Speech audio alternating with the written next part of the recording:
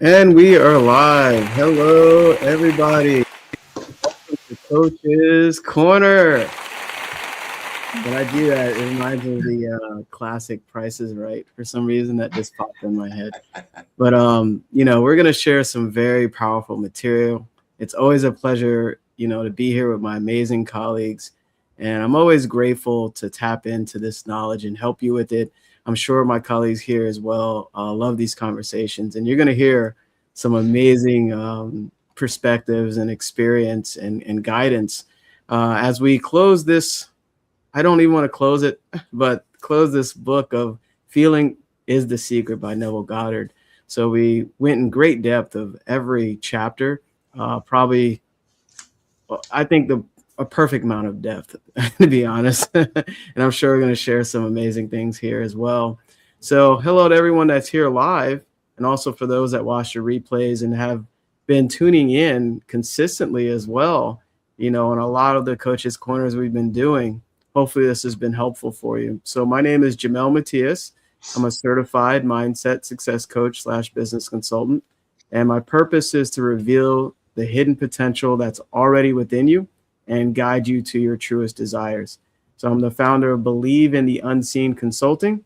It's all about believing in that dream or that goal, and it's readily there for you, and I help guide you there. And I work with individuals, entrepreneurs, and business owners as well. I'm in the Maryland area, still covered in snow and ice, and as most of the country. But I'll pass it on to my amazing colleague, Paul. Thank you very much, Jamel. Good morning, good afternoon, wherever you're listening from.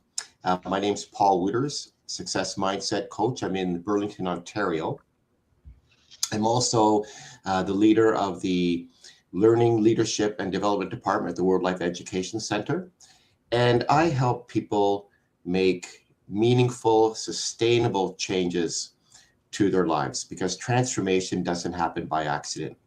It happens by design and with intention. And so I'm not talking about systems here. I'm talking about aligning yourself and becoming and increasing your awareness and helping you design and create your life with intention. I work with individuals, business owners, entrepreneurs, students, and athletes. And this is material, as Jamel would like to say, it's not just gathering information, it's learning how to apply it to your life, and how to live, as we're going to talk about today, in alignment with what you want and how you're feeling, and to make, really sustainable changes in your life. And as Les Brown says, mentors are important because they see something inside you that you don't see yet, and they help draw it out of you. And I'm going to pass this over to my colleague and friend, Lou. Thank you, Paul. Good morning, good afternoon. Hi, Jamel. Hi, Alicia. So my name is Lou Perica, and I too am a success mindset mentor. And what I've noticed through many years of conversations with women, be they friends or clients or prospects, is many feel a pull towards something more. And at the same time, the self-image that they've been carrying and living from, it just no longer fits them. Even when life looks good from the outside, there's an internal disconnect, and that can feel exhausting to many women. So the conversations I lead really are about self-leadership, letting go of outdated identities, getting clear on who you are now and what truly matters to you and how you want to move forward.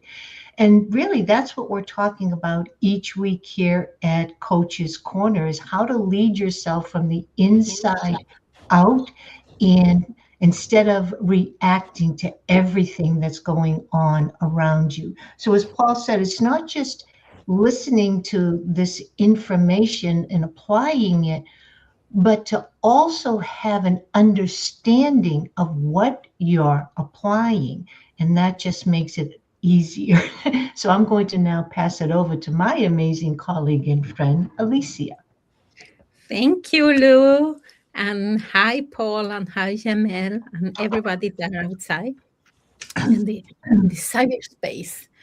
My name is Alicia Espinosa. I'm also a certified mindset and values coach, and I help people create a life that feels good on the on-side, to create goals or to go after goals that are aligned with their values. Because I believe that a goal without the soul without the soul in, is just a empty success, and success without you know or the soul without a goal, it will be a stagnation.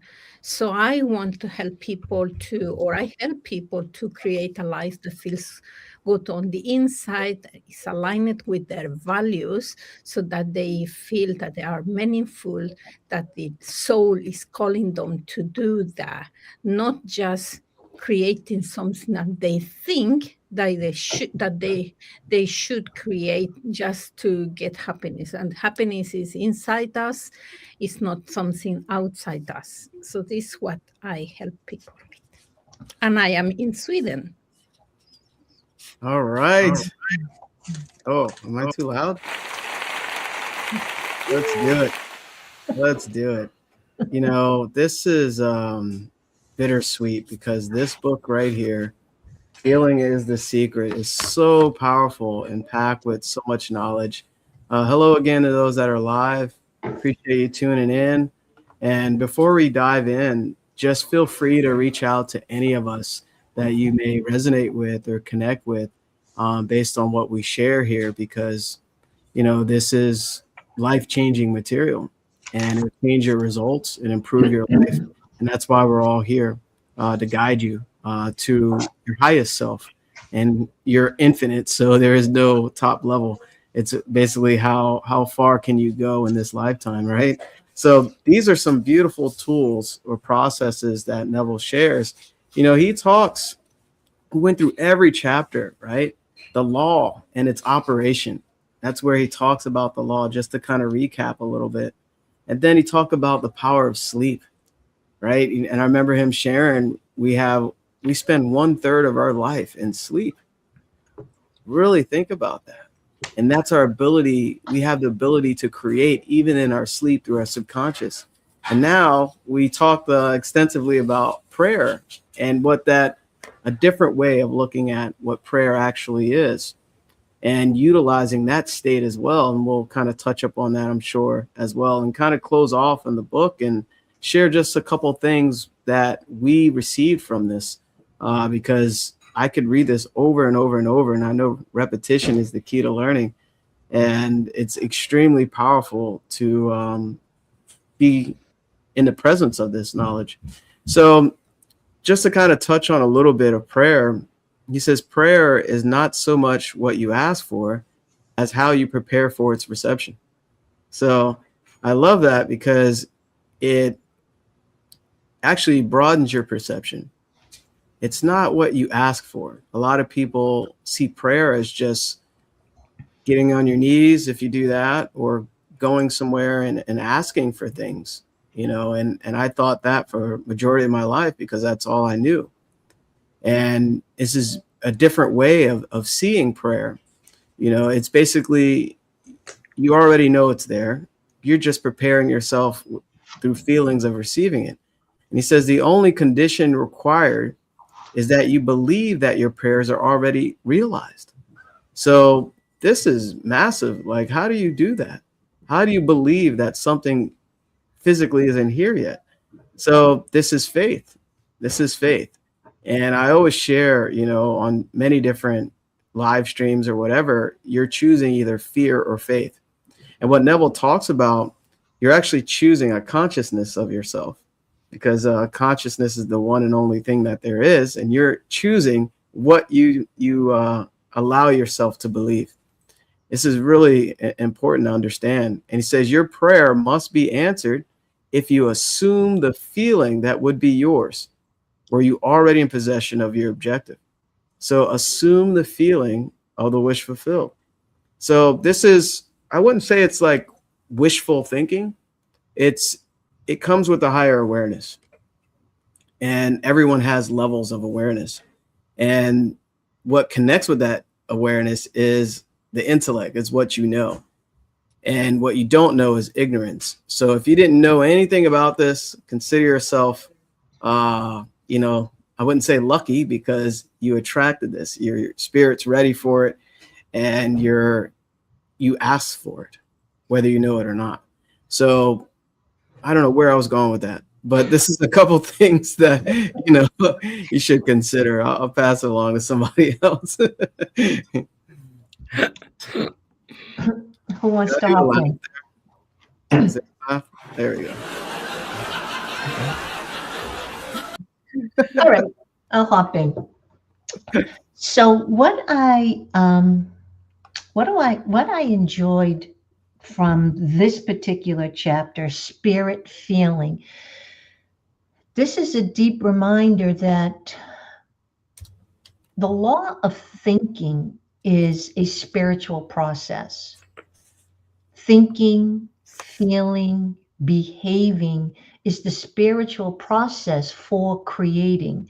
And this is what Neville is trying to instill in us, to have us understand this process. And in this particular chapter, he has a few verses or scriptural passages out of the Bible to help us understand that this information that we've been sharing goes back thousands of years. This is not something that we're just making up because it sounds good, but we're helping bring through Neville and our other mentors. It helps us bring clarity so we can share this now with our clients, to put it in simple terms, because we are very powerful creators. But unless we understand this, unless we embody that knowledge and apply it, it doesn't, we're creating unconsciously, and many times we're creating the same things over and over. They may show up in different wrapping paper, but it really is the same circumstances and conditions. So Neville is trying to, again, relay to us our creative power that we have to create the reality. And that's why with our stick person, this stick person brings so much clarity to us. It's very simple, but when we start to understand the different aspects of the mind and what they do, but we need an image. Because without an image, and simple image, the mind sounds so abstract. Like, I know I have one, but what does it really do? How do I use it, etc.? So this is what we're here to share. But one of the things that I loved in the first chapter is there is a definite feeling associated with every idea in the mind of man. Wow. Think about that. Every idea comes with a feeling. Sometimes it can be subtle, sometimes it can be very strong. And that's why we've always said, from our mentor who's taught us, this is why the want must be very strong. Because without, and I shared this last week, this is the wanting mind also. This is the one that, oh, I wish I could have this. I'd love to have that. But this is the executing part of the mind. This is where the habits live. So that's why the want has to be really strong. You must really want what you desire to, in a sense, override or retrain the habits that have been preventing us from achieving whatever it is that we want. So I love that the ideas are not, they're not sterile, they're emotional. We call this the emotional part of the mind. And the body responds to what the mind imagines. So this is what Neville is relating to. So I just wanted to share that little part. Alicia?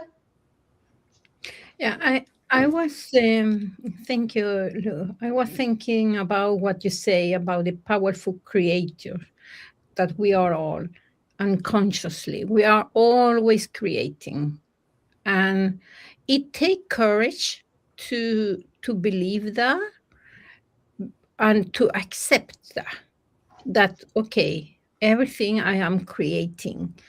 Um, so it is courage. We need to, in order to take the 100% responsibility for whatever the situation we are in. And of course, there is like circumstances that we cannot um, we cannot create something outside us, but we are always 100% responsibility of how we behave, how we respond to that situation.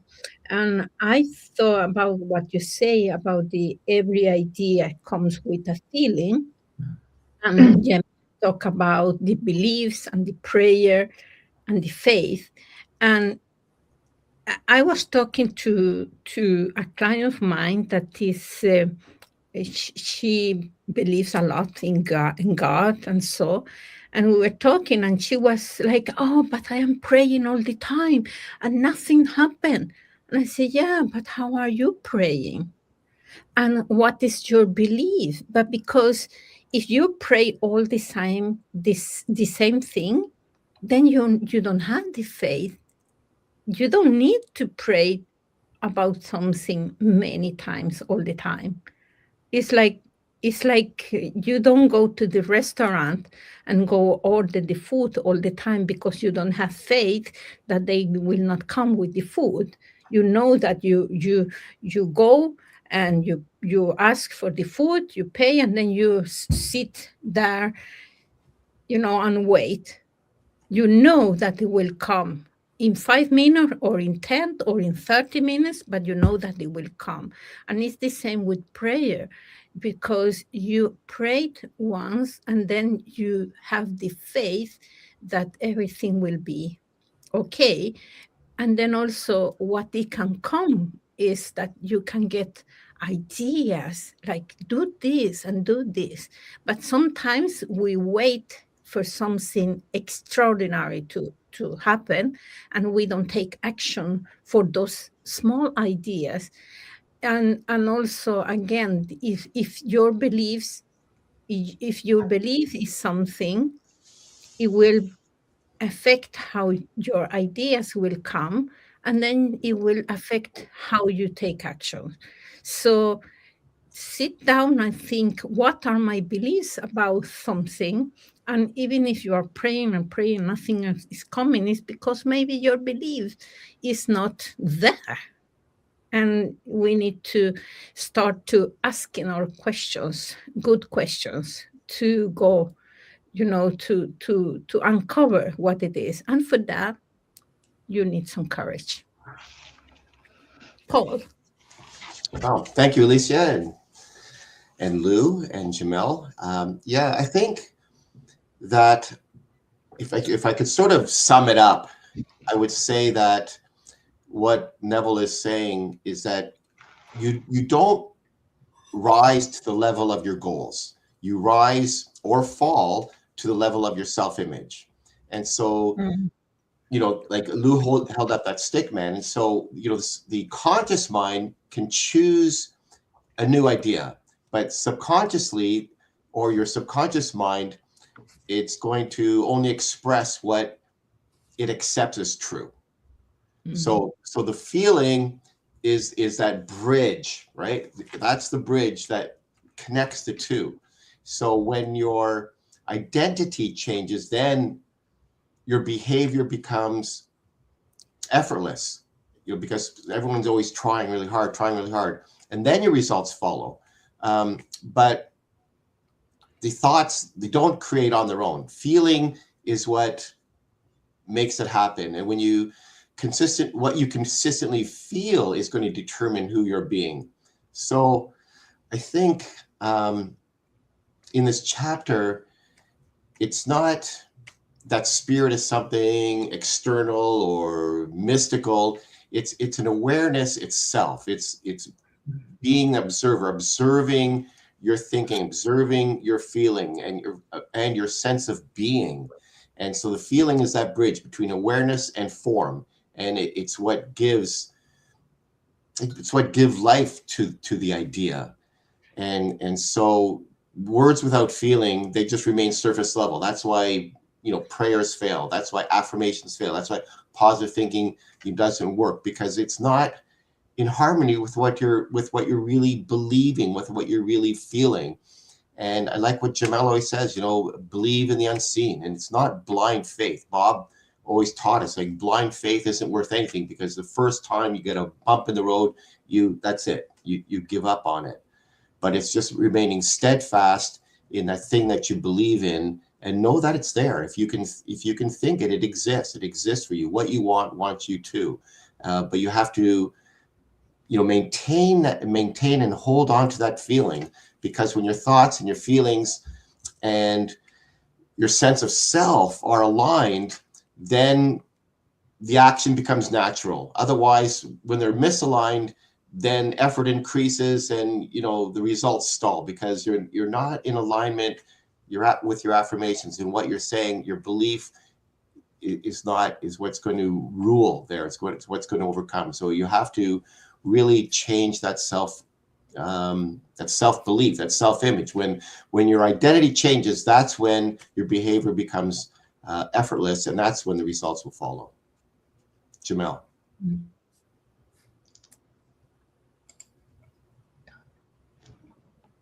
Can't hear you. I think you're on mute. There we go.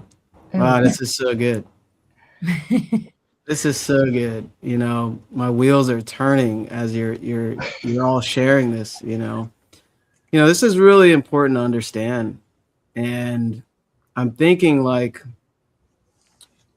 with this awareness, when you're praying, asking for something, you're announcing to the universe or to spirit or God, whatever religious background, that you don't have this thing and that you're not this person. So it's consciousness. It hears every word, or spirit, infinite intelligence. It hears every word you, especially verbally, say, and even hears your inner speech, which is your belief. So when you're asking for something, you are choosing something that you do not have by verbalizing it, right? Even believing that you don't have this thing. That's why I love that quote. Absence of evidence is not evidence of absence. So it's there. It's just in one form or the other. Remember, energy is never created or destroyed. And that's what we are. We're energy. We're a physical manifestation of the mind. And the mind is also known as spirit or consciousness. So we're actually molecules that are vibrating at a high speed to make us appear to be solid. So this is to help you kind of understand that whatever it is you want is one form or the other.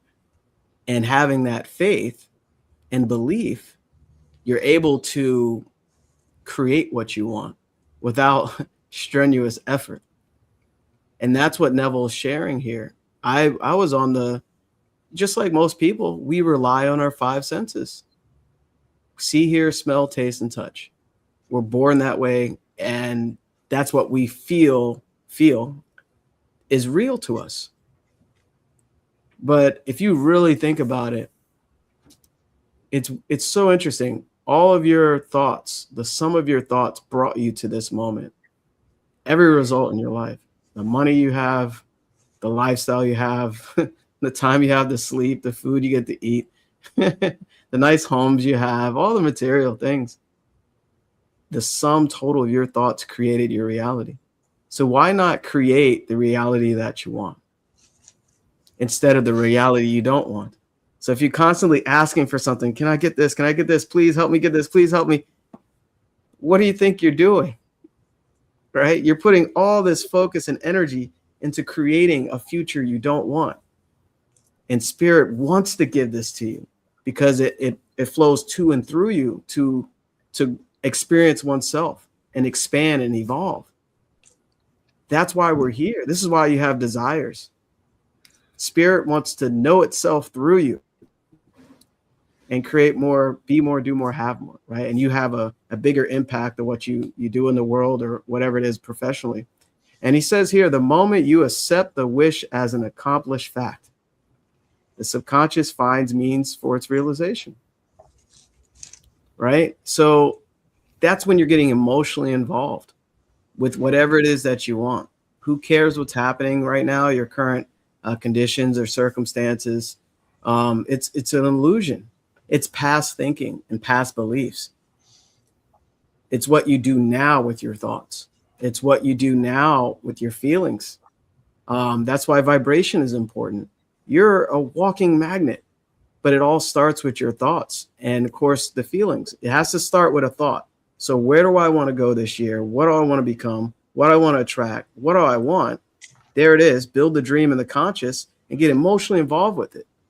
Then every day you're being guided by spirit. You're creating. You don't have to force it. It's effortless expression. Effortless. Remember when Bob said, either if I ask you to stand up, you either stand up or you sit down, right? You don't try to stand up. You don't try to smile. It naturally expresses itself. That's why Neville talks about it's effortless.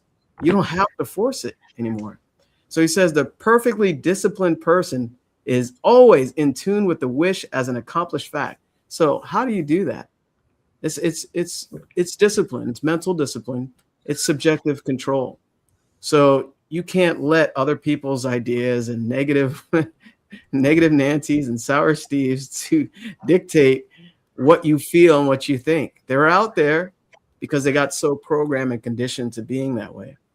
But this is where you're disciplined in your own thoughts and you know what you're creating, you know what you're attracting. So I can go on and on and on about that, but you know, that's a couple things that come to mind. Thank you. You're so funny, Jamil. So I just wanted to go back to what Neville first says, that there's a definite feeling associated with every idea in the mind of man. Then he goes on to say, faith is a feeling. According to your faith, now we've probably all have heard this passage, this verse, according to your faith, and in parentheses, he has the word feeling, according to your faith, be it unto you. And then Neville says, you never attract that which you want, but always that which you are. As a man is, so does he see, meaning who he is objectified in his outer world. So we do not manifest words, we manifest states of being. And we get to, so I just want to go back to our stick person. So this is just a little teaching here. In our thinking mind, where we get to make decisions and choose and use our imagination and our focus, all of these tools that we have up here in the creative part of our mind, this is our conditioned part of the mind. So if you never even use this part, for an example, this already has the personality and your habits and beliefs have already been developed since a very young age. Everything's been recorded. So the majority of us are living off of this, the recordings. This part is the master key. This is where you get to say, yeah, I don't like my results. I don't care for the relationships that I've been in. I want more in life. It just feels off because you've been living off of this, but there's a knowing, because intuition is up here and it's calling you. It's calling for more growth. But until we use the mental faculties that are given to us, this is where our power is. But we're living from habit. See, this is why there's a heart connected here, the emotional mind, because emotions make people act, behave in certain ways, who they believe. But maybe this old identity doesn't feel right anymore. You've outgrown it. So we need to go to this part of the mind to create, geez, what would I like? What would I love? And this is why we talked about, and I mentioned earlier, you must really want it, meaning to be consciously aware of that desire throughout your day. Because if you just pick it up and then put it down, pick it up and put it down, as you're putting it down, this is like, okay, I've already got your personality recorded and your beliefs and habits. And until this part of the mind retrains this part, we will continue to get the same results over and over. That's why having an understanding of what we're all about. And this part is your gift. This is the part that's the gift. But we need to retrain this part. So which one is going to be obedient, if you will? That's why when I spoke last week to unify the mind, oh, I made a decision. I'm not going to do this or I'm going to do that. You're making a decision up here, consciously thinking, creating a new idea up here. But if you're not saying, okay, that's what we're going to do. If you're not consciously being aware of that decision and choice, and as soon as you put it down, this will take over. And every time we do not behave with the decision we want, it reaffirms the pattern. It makes it stronger. So this is why 2 to 4% of our results are actually coming from here. 96 to 98% of our results are coming from here. And so this is why I know my colleagues will attest to this is powerful. This is very powerful. So it's not affirmations alone, but the feeling and the conviction behind them. And spirit feeling is embodiment. So today, the Patriots are in the Super Bowl. I had to bring that in, right?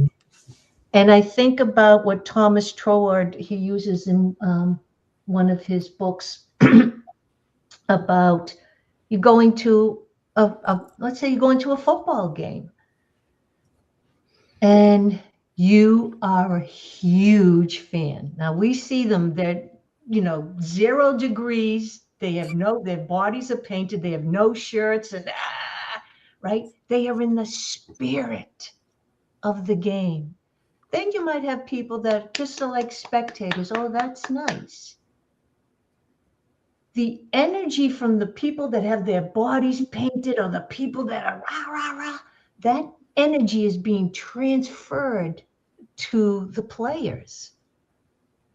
But if everybody was just, there's a low energy in that stadium. Oh, that's nice. That's lovely, right? So being in the spirit of the idea, the desire that you want means embodying it and making a decision. There's also another passage, in my Father's house, there are many mansions, meaning there are many states of being.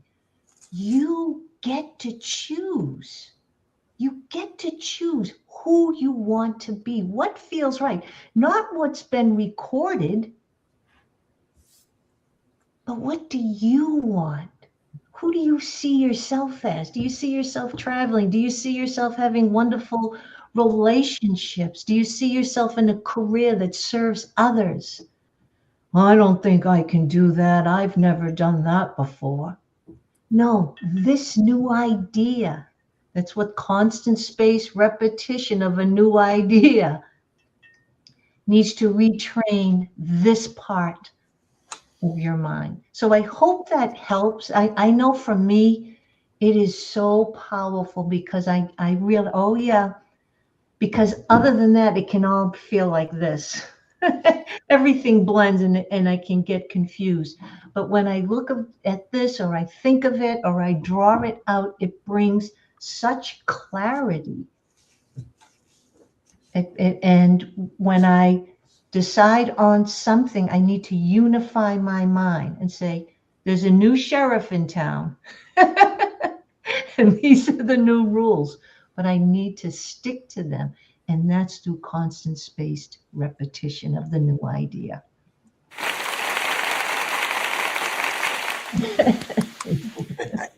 Amazing. Yeah, I was thinking about what you say about the being the spirit, not in what was recorded.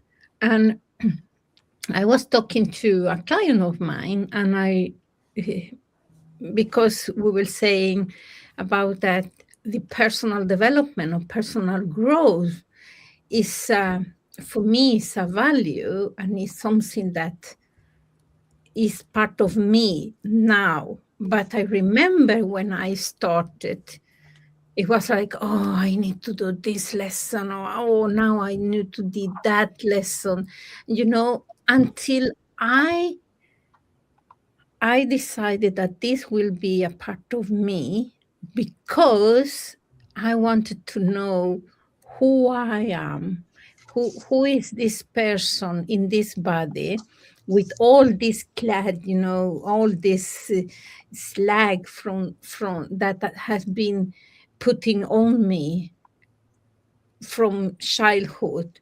Who is that? What is the diamond inside? Who is the diamond there?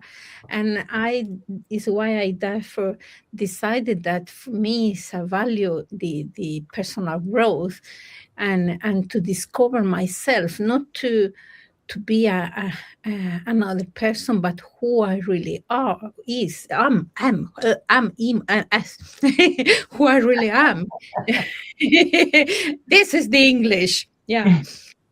But is you say about the identity that is outgrowth, and Marshall Goldsmith, he wrote a book that is what is the name? What took you here will not take you there, something that. And it's about that sometimes we stagnate, and because we say that, oh, but I was successful in that and that, and you start to using the same strategy to reach farther, but then you will stagnate, because if you set a goal that is is intended for you to grow, and you are still using old strategies, it will be like that you will not achieve that, and then you will get the frustration. And also I was thinking about the thing that Jamel say about the absence of evidence. And I believe that everything that we want is on the other side of that wall that we create ourselves, a wall between what we want and when we are. Because it can be the beliefs that we have, the fear, the habits, actions, behavior, all this create a wall that separate us from what we want. And we need to create new things, to start to grow ourselves so that we can destroy that wall. So everything that we want is on the other side. We just need to create what we need and to take action, because we think that everything will come from the from the heaven.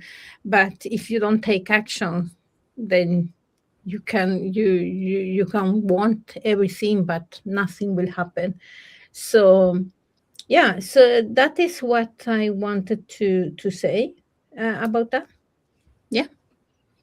Yeah, thank you, Alicia. It's so relatable what you said, especially at the beginning, because it's relatable to me. Because I remember at one point, I mean, I just really want to look inside and see who I really was.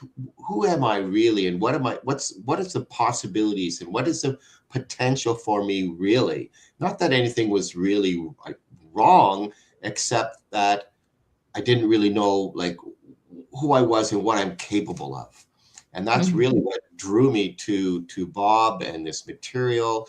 And it's a constant evolution of change and understanding, and Lou says inner standing, but really about being aware of who I am and what's possible for me, and anything is possible.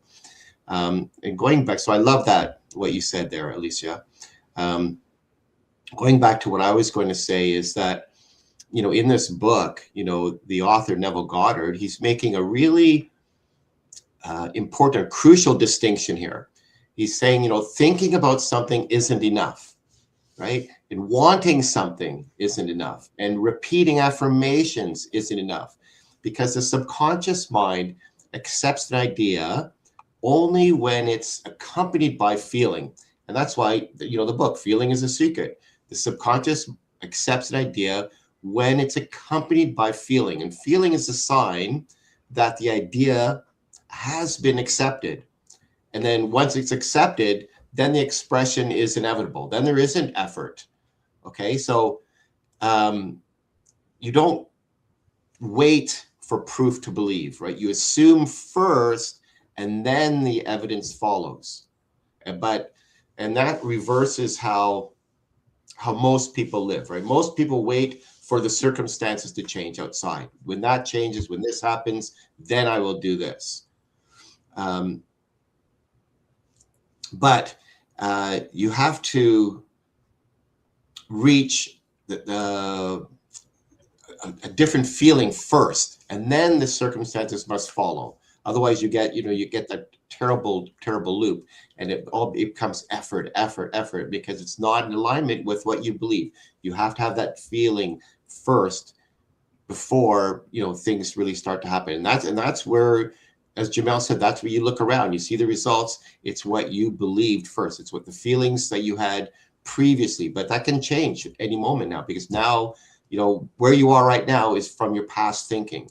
So if you want to have a different future, and you can change that by changing those things now, but you have to believe first. You have to have that feeling first. And it's hard to do sometimes, but you do have to get into that state first before you're going to really see the results. Otherwise, it's really, sometimes it can be like hitting your head against the wall, and it's so frustrating.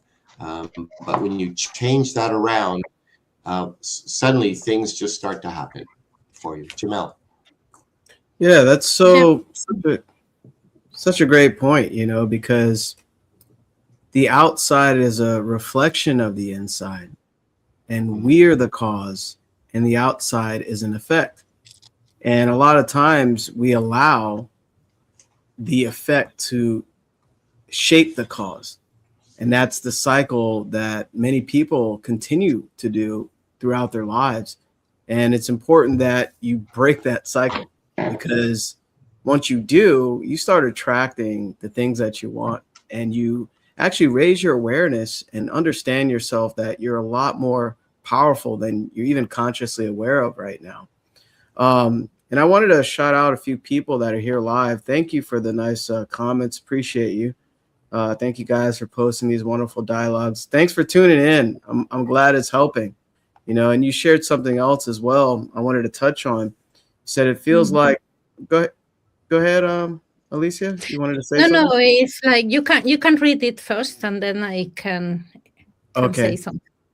Okay. It feels like life is so challenging so often, and the pains pile up beyond belief. Hearing these positive and powerful affirmations of life are truly helpful. Thank you, Jamel, Paul, Alicia, and Lou. So Yeah. briefly, I know Alicia has something to share here briefly, if I will. Yeah. Um, I read that, and I think so. Life is life, just life. It is as it is, and then sometimes we say this is challenge and this is good. Think about that when some challenge come to you, instead of being, because when we say, oh, this is so challenging, and the pain will come, but you are not fragile. You use an attitude of anti-fragile. Anti-fragile is like, come on, you can give me how many hit, I will not break. If it's like fragile, it's like you're touching something and then everything will fall apart. And think about that whatever life come to you, sometimes what we do is that we overestimate the thing that happened and underestimate our own value, our own power. And then we say, oh, this is a challenge. But if you take the attitude of life, come whatever you give me, I will eat that as an energy bar, because I am anti-fragile, because I can do this, because I can learn things, and finding the good things in what happened, because it's always something positive and something negative in whatever happened to us. Just wanted to say. yeah, thank you, Alicia. That was great, and that's so powerful. And what I'll just add to that to help you out a little further is, what am I thinking? Ask yourself that. What am I thinking? And what am I focused on? Like, what thoughts am I emotionally involved with? Am I letting the things that are happening on the outside affect the inside? Right. And that's exactly what we're talking about. So if the negative things are really what you're focused on, you have a choice to choose. What helps shift that is gratitude.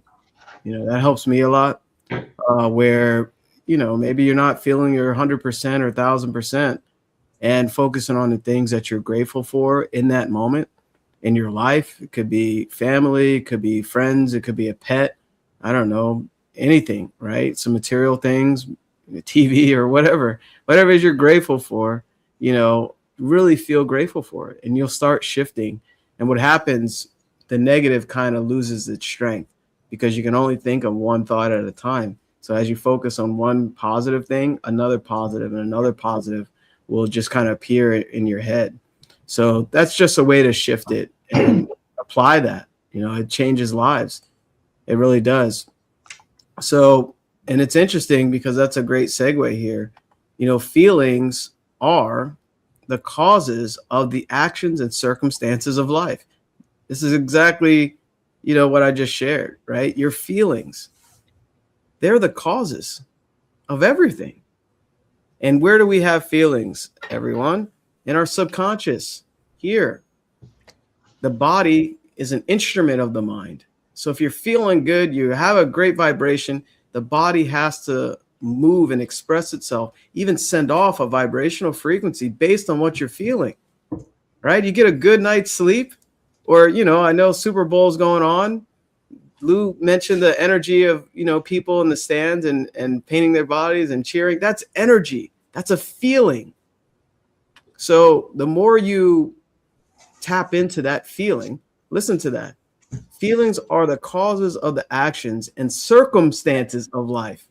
So your feelings are creating your circumstances.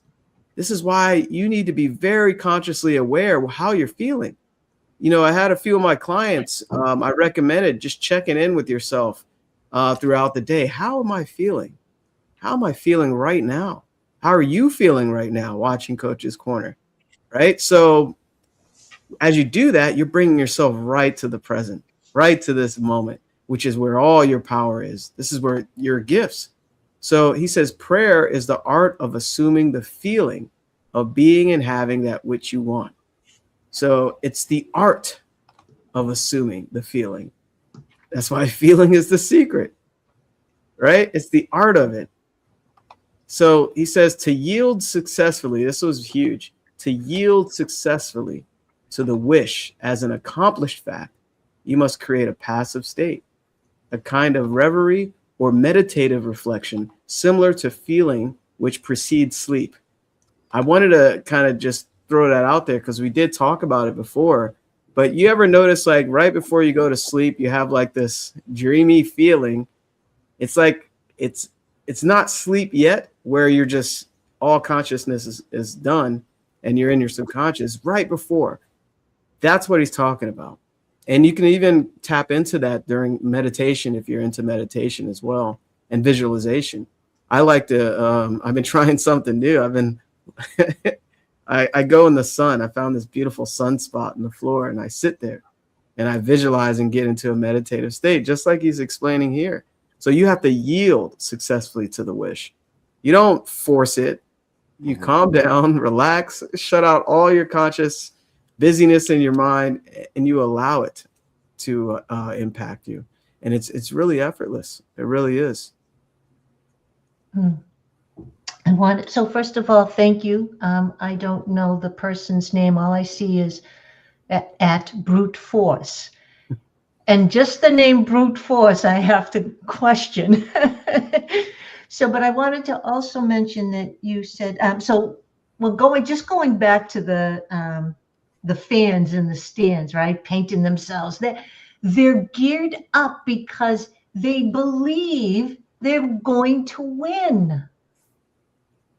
Win. They're not going to the game painted up and if they thought they were going to lose. So they are living from that state of winning. That's where their energy is coming from. That's where they're able to withstand these freezing temperatures because they're in the state, we are going to win. They're not going with, oh, I hope we win. It would be lovely if we win. But notice how the thought will change the feeling in their bodies and how they behave. So we also have to watch our words. Life is challenging. Pains pile up. So what you're expressing is your internal dialogue. So, and we've all gone through it. I used to do that a lot. I thought life was coming at me and I had to just fight it off. This is why getting an understanding, an understanding of who we are, what we are, how life works. You know, Paul is a dive coach. If you've had children or perhaps you yourself, if you've done a sport or music, you go to some type of coach, someone who knows, who can teach you. But it's amazing that the biggest game of life, we're just winging it. We're just winging it. There's no guidance, there's no direction. So I think I can speak for my colleagues here, the majority of us were doing this until we came across this material, this information. And the past couple of weeks were, you know, I can use the word challenging, but I really like invitations. Things presented themselves, events presented themselves. They just did. Now it's an invitation for me. How am I going to react or respond? Who am I going to be in this very moment? So instead of a challenge, I like to think of it as an invitation. Energy plus results equals Oh, Event plus response is equals. outcome. Okay. Outcome. Very good. Yeah. So, but even though they seem a little difficult, within me, there was such a strong knowing that whatever I am experiencing, whatever is happening in the physical, in my outer world, I know there's something there for me. There's something for me to learn, something that is showing me, my beliefs, my thoughts, so I don't get wrapped up in the event. I'm more focused on, and like, what am I learning? What is this showing me? And then taking a deep breath and knowing everything's going to be okay. I just know that. And I think, again, I can speak for all my colleagues here. We just know. And we ride the wave. We don't try to swim against it. We just ride the wave. And what's that quote? Everything will be okay in the end. And if it's not okay, it's not the end. And there's just one more little passage. Be ye transformed by the renewing of your mind. You have the power. You have the power. Geez, I don't like the way I've been feeling. I don't like those constant thoughts that I have. Here's your key. You get to make the choice. You get to make the choice. One of the last sentence that he has here, and I have it highlighted in a heart.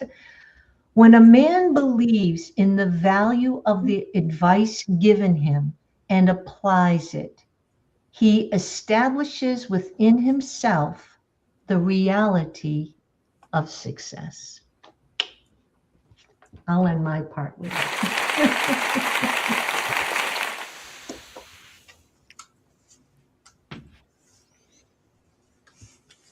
Anybody? That was a lot of things there. Something interesting Jamel said. He had a check-in with his clients, and a check-in is, how are you feeling? And so if you sit back and reflect on how you're feeling, a feeling is a word we use to describe the vibration or frequency we're in. So go back, if you're feeling, whatever it is you're feeling, look back to what it is that you're thinking. What is it you're thinking about? What it is that you're anxious about? What are you worried about? What are you excited about? When you're excited about a trip and you're excited, you feel great. You feel good. You're going. And when it's, Christmas morning, you feel great. What are you thinking about? But maybe there's a test result you're waiting for, or maybe you're not looking forward to dealing with a certain client. So all of a sudden you're feeling, anxious or something like that. So you have, be aware, monitor when your feeling is telling you what it is you're thinking. So you have to go back to that. And the other thing Lou said, interestingly, was because I coach young athletes diving, springboard diving. And so, divers will come. I'm the same coach. They have the same facility, the same board. And some students will go on the board and they don't believe they can do it. Their default is, I'm going to make a mistake. I'm going to smack. I'm going to fall on my face, going to fall on my back or something like that. Whereas someone else is going to go for it. It's not that they're not scared, but they have this belief that they can do it. And I like to remind, all the athletes, whatever you see someone else doing, you can do too. Maybe not at this moment, but there's no, I can't. I'm not able to right now. I'm nervous right now. Those are all acceptable thoughts, and we can overcome that. But just saying I can't is not an acceptable idea. And so generally, our default mechanism, and that's just an example, like in sports, like someone standing at the end of a diving board, I can't do this. I can't do it. I just saw someone else do it, but I can't do it. You just, I've given you all the lead ups, all the instructions. You've had all the same training. And now it's just a matter of you doing it. And you have to see yourself doing it, and you have to believe that you can do it. And so, the secret, as Neville is saying, the secret is that the feeling is going to determine your identity. So I believe I can do something, or I don't believe I can do it. Why? Why is that? Why is that? What is going on there? But when your feeling changes, then your behavior will change. And when your behavior follows, then your whole life reorganizes. There is without this force, without this effort, you have these, like someone mentioned, these challenges, or Lou mentions, these invitations. But Neville's insight is that life doesn't respond to what we want or what you think about occasionally. It responds to what feels natural to you and to who you are being. And that's why Neville is saying, you don't become what you want, you become what you are. So when your conscious thinking mind selects an idea and, with feeling, it installs it into your self-image, then you move differently. Then the choices change, then your actions change, and then the results just follow without the real force. So the real work isn't chasing outcomes, it's aligning your identity. Change your self-image, and then the world has no choice but to reorganize around that. Jamel.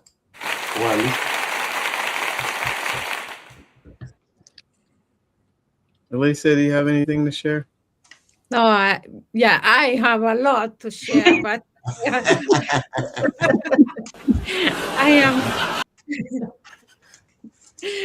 I am considering we are in the top of the hour, so.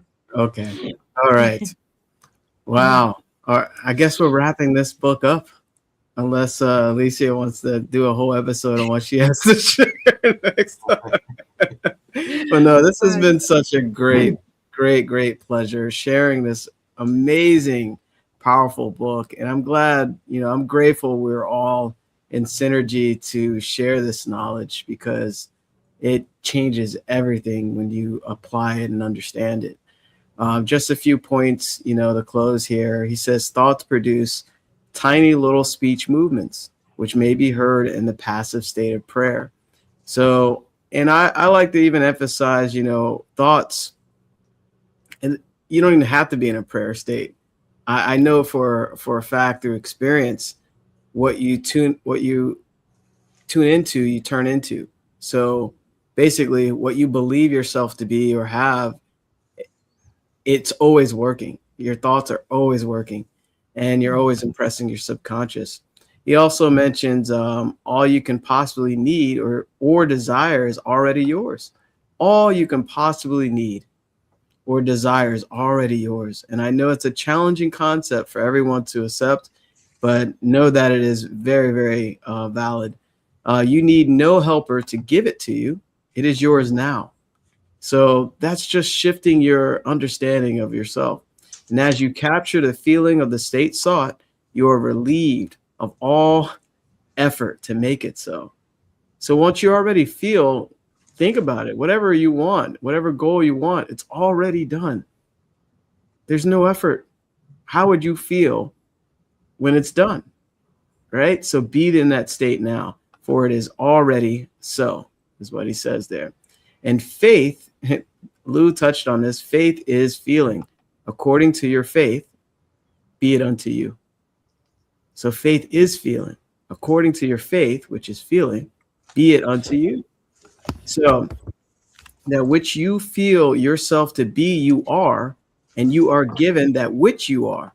So you're given that what you believe yourself to be. So that's why it's important to tap into the feeling. And lastly, this was very close to what Lou mentioned at the very end. It was right above it. So I thought she's going to say the same thing I'm saying right now. But we're always, we find the same parts that kind of resonate with us. He says, I and my Father are one. It is natural to do the works of the feeling of being the one you want to be, and that you shall be. Wow, that was really big because it is natural to do this, very natural, to do the works of the feeling of being the one you want to be, and you shall be. So, and it's very new for a lot of people, I'm sure, for most people that watch this. But as you take it one day at a time and really even just make believe, just pretend, use that marvelous sacred gift of imagination, pretend, you'll start developing that mental muscle, and it'll start feeling really good. And you're actually creating on the spiritual creative plane as well, rather than forcing things, and it's effortless. So, and you're tapping into basically your greatness. So, of course, if anything resonated with you and, this motivated you to apply it or learn more about yourself, as you can tell, all of us here want to help you dearly because we went through a lot of experience with this material. And, don't think that this is the end for you. This is the new beginning for you because you attracted this. You watched it to the end. You're watching a replay. Why do you think you keep coming back? Because you have greatness within you. So feel free to reach out to any one of us. Our call links are either in the comments or the description. Of course, whatever platform you're watching this, just message us because we want the best for you and to guide you to whatever result that you want. All right, everyone, this has been amazing. Coach's Corner. We'll see you next time, and we're going to surprise you with our next topic. Bye, everybody. Thank you, everyone. Thank you.